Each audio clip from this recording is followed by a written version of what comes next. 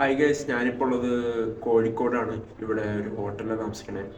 ഫാമിലിയുടെ ഒരു ആവശ്യത്തിനായിട്ട് വന്നതാണ്. അപ്പോൾ അവിടെ വെച്ച് വീഡിയോ എടുക്കാൻ നിർത്തി. അപ്പോൾ ഇന്ന് പറയാൻ പോണത് ഓഡിസി എന്ന സിനിമ. ഞാൻ ഏറ്റവും കൂടുതൽ വെയിറ്റ് ചെയ്ത, ഈ വർഷത്തെ ഏറ്റവും കൂടുതൽ ഞാൻ വെയിറ്റ് ചെയ്ത ക്രിസ്റ്റഫർ നോളൻ്റെ Odyssey, magnum opus of Christopher Nolan. Christopher നോളൻ്റെ അവസാനം ഇറങ്ങിയ സിനിമ ഓപ്പൺ ഹേമർ ആയിരുന്നു. പക്ഷേ ഓപ്പൺ ഹേമർ എനിക്ക് ഫസ്റ്റ് ഒരു വൺ ടൈം വാച്ച് മാത്രമായിട്ട് തോന്നി. സംഭവം നല്ല സിനിമയാണ്, അടിപൊളി മേക്കിംഗ് ആണ്, നല്ല റൈറ്റിംഗ് ഒക്കെയാണ്, വെൽ റിട്ടൺ ക്യാരക്ടേഴ്സ് ഒക്കെയാണ്. പക്ഷേ it's kind of docu fiction പടമായിട്ടാണ് ഓപ്പൺ ഹേമർ എനിക്ക് തോന്നിയത്. പക്ഷേ ഓഡിസിയുടെ ട്രെയിലർ കാണും, ഫസ്റ്റ് ട്രെയിലറിന് വെച്ചോ ഫസ്റ്റ് ഇറങ്ങിയ ടീസർ എന്ന് തോന്നുന്നത്. ഇത് ന്യൂ ട്രെയിലർ. ഓപ്പൺ ഹേമറിന് വന്നിട്ട് രണ്ട് ട്രെയിലർ ഉണ്ടായി. ഓപ്പൺ ഹേമറിന്റെ ഫസ്റ്റ് ട്രെയിലറിന് വെച്ചപ്പോൾ രണ്ടാമത്തെ ട്രെയിലറാണ് കുറേ ഇമ്പാക്ട്. ആ ട്രെയിലർ ശരിക്കും ഈ സിനിമയുടെ ഓപ്പൺ ഹേമറിന്റെ ഹൈപ്പ് കൂട്ടിയത്. ഇതിന്റെയും ഹൈപ്പ് കൂട്ടിയത് ആ ഒരു സെക്കൻഡ് ഇപ്പോൾ വന്ന ട്രെയിലറാണ്. 3 മണിക്കൂറായി വന്നിട്ട്. സംഭവം കിടിക്കുന്നുണ്ട്. ഐമാക്സിന്റെ പുതിയ ക്യാമറയിലാണ്. എനിക്കൊക്കെ പുള്ളി പല ക്യാമറാസ് ഉപയോഗിക്കുന്നുണ്ട്, പക്ഷെ അത് ഫുള്ളി ഷോട്ട് ഓൺ ഐമാക്സ് അല്ല. ഓപ്പൺ ഹേമർ കുറച്ച് കൊഡാക് ഫിലിം ഒക്കെ യൂസ് ചെയ്ത് ഷൂട്ട് ചെയ്തിട്ട്, പിന്നെ വേറെ ഏതൊക്കെയോ ക്യാമറ എനിക്ക് അറിയത്തില്ല, അതിനെക്കുറിച്ച് കൂടുതൽ അറിയില്ല. FRK വ്ളോഗ്സ് ഒക്കെ എടുത്ത് നോക്കിയാൽ നിങ്ങൾക്ക് മനസ്സിലാവും അതിനെക്കുറിച്ചുള്ള അറിവ് ഉണ്ടെങ്കിൽ.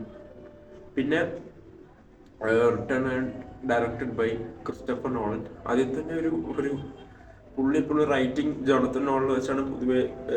ഇതിനു മുമ്പ് ഇൻട്രസ്റ്റെല്ലാർ ആയാലും ഇൻസെപ്ഷനൊക്കെ ജോണത്തൻ നോളൻ കോറിലേറ്റർ ഉള്ളതുകൊണ്ട് തന്നെ ആ സിനിമയ്ക്ക് ഒരു ബാലൻസ് ഉണ്ട്. പുള്ളിയുടെ തിയറീസ് പ്ലസ് ആ ഒരു സംഭവങ്ങൾക്ക് ഉള്ള ഒരു സിനിമയാണ് പറയണ ഇൻട്രസ്റ്റെല്ലാർ ആയാലും ഇൻസെപ്ഷൻ ആയാലും. പക്ഷേ ഓപ്പൺ ഹേമറിലോട്ട് വരുമ്പോൾ ഓപ്പൺ ഹേമർ കുറേ കൂടി ഒരു ഡോക്യുഫിക്ഷൻ, ഒരു ഡോക്യുമെന്ററി സ്റ്റൈലിലോട്ട് പോയതുകൊണ്ട് തന്നെ ആ സിനിമ ഒരിക്കലും എനിക്ക് രണ്ടാമതും മൂന്നാമതും ഇരുന്ന് കാണാൻ പറ്റുന്ന, അല്ലെങ്കിൽ റിപ്പീറ്റ് വാച്ചുള്ള സിനിമയല്ല ഓപ്പൺ ഹേമർ. പക്ഷേ ഓഡിസിയിലോട്ട് വരുമ്പോൾ ഇതിൻ്റെ ട്രെയിലർ വിഷ്വൽസ്, ചില ഷോട്ടൊക്കെ ഉണ്ട്. ഇതിൻ്റെ അകത്തൊരു ശരിക്കും നമ്മൾ ക്രിസ്റ്റഫർ നോളൻ അറിയാവുന്ന പോലെ ഒരു പ്രാക്ടിക്കൽ എഫക്ട്സ് ഒരുപാട് യൂസ് ചെയ്യുന്ന ഒരാളാണ്. പിന്നെ VFX യൂസ് ചെയ്യുന്നത്, പക്ഷെ CD യൂസ് ചെയ്യുന്ന ഒരാളാണ്. പ്രത്യേകത ഒരു ഫിലിം മേക്കറാണ്. പിന്നെ പുള്ളിയോട് ഇതിൻ്റെ അകത്തൊരു കടലിലെ സീക്വൻസ് ഒക്കെ നമ്മൾ എന്തൊക്കെയാണ് ഇതിൻ്റെ സ്റ്റോറി എന്ന് വെച്ച് കഴിഞ്ഞാൽ, ഒരു ഇത്തക്ക എന്ന് പറഞ്ഞ സ്ഥലത്തിൻ്റെ രാജാവ് അങ്ങനെ എന്തോടെ ഓഡിസസ്.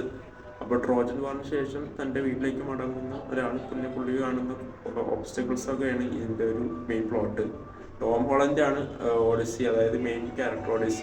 ഓഡിസി വല്ലോ ഇതിൻ്റെ ഒരു ബുക്ക് ഉണ്ട്, അതുകൊണ്ട് അത് വായിച്ചു നോക്കണം. പിന്നെ എൻ്റെ അറിയാവുന്ന കുറച്ച് ആൾക്കാരോടൊക്കെ ഇതിനെക്കുറിച്ച് ചോദിച്ചു നോക്കണം എന്താണ്, അല്ലെങ്കിൽ ഇതിനെക്കുറിച്ച് അറിഞ്ഞിട്ട് വേണം ഈ പടം കാണാൻ. ഈ തിയേറ്ററിൽ പോകുമ്പോൾ പുള്ളി ബ്ലിങ്കടിച്ചിരിക്കും. പിന്നെ ഹൊയ്ത്തേമ്മ മുമ്പത്തെ സിനിമയിൽ തന്നെ സെയിം ആൾ തന്നെയാണ്. ഇതിൻ്റെ DOP, നല്ല ഫ്രെയിംസ്, കടലിലെ ചില പ്രാക്ടിക്കൽ എഫക്ട്സ്. ക്രിസ്റ്റഫർ നോളൻ അതിൻ്റെ അറിയാമല്ലോ, പ്രാക്ടിക്കൽ എഫക്ട്സ് വെച്ച് കളിക്കുന്ന ഒരു ആക്ടറാണ്. VFX വിത്ത് പ്രാക്ടിക്കൽ എഫക്ട്സ് ആണ്. CG അങ്ങനെ യൂസ് ചെയ്യാറില്ല. പിന്നെ ഇതിൻ്റെ അകത്ത് മറ്റേ ട്രോജൻ വാറിലുള്ള പോലെ തന്നെ അവർ പപ്പറ്റ്സ് ആണ്, മോൺസ്റ്റേഴ്സ് ആയിട്ട് കാണിച്ചിട്ട് എനിക്കൊന്ന് പപ്പറ്റ്സ് വെച്ചിട്ടാണ് തോന്നുന്നത്, അറിയില്ല. ഇതായിട്ട് സംഭവം കൊള്ളാം, നൈസായിട്ടുണ്ട്. ഇതിൻ്റെ ഒരു പുതിയ ട്രെയിലർ, ഫസ്റ്റ് ട്രെയിലർ ഒത്തിരി ഇമ്പാക്റ്റ് ഇല്ലാതെ തോന്നി.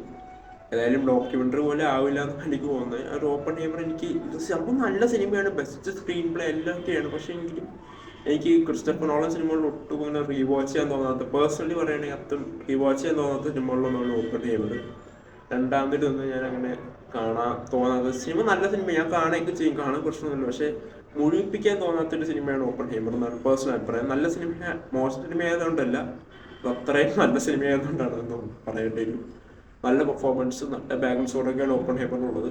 അതൊരു പക്ക ഒരു ജീവചരിത്രം അതുപോലെ തന്നെ എടുത്തു വെച്ചിരിക്കുന്ന സിനിമയാണ്. പക്ഷെ ഇതെന്ന് പറയുമ്പോൾ ഇതിൻ്റെ അകത്ത് കുറേ ആക്ഷൻ സീക്വൻസ് വരുന്നുണ്ട്, ഇതിനകത്ത് കുറേ വിഷ്വൽ എഫക്ട്സ് വരുന്നുണ്ട്, പ്രാക്ടിക്കൽ എഫക്ട്സ് ഉണ്ടെങ്കിൽ നമുക്ക് ഏതൊക്കെയാണ് വിഷ്വൽ എഫക്ട്സ് നോളൻ ആഡ് ചെയ്തേക്ക് നമുക്ക് മനസ്സിലാവും.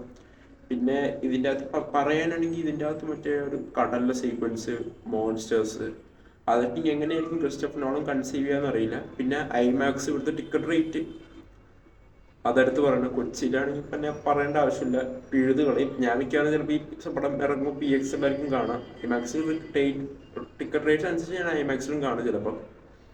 then let's wait for the movie July 17th release ചെയ്യണം. പിന്നെ ട്രെയിലറിൽ മാറ്റ് ഡേമനെ കാണിച്ചിട്ടുണ്ട്, റോബർട്ട് പാറ്റിൻസൺ ആണെന്ന് തോന്നുന്നു ആന്റഗണിസ്റ്റ്. ഞാൻ ആ കഥ അറിയാത്തതുകൊണ്ട് എനിക്ക് അധികം പറയാൻ പറ്റില്ല അതിനെക്കുറിച്ച്.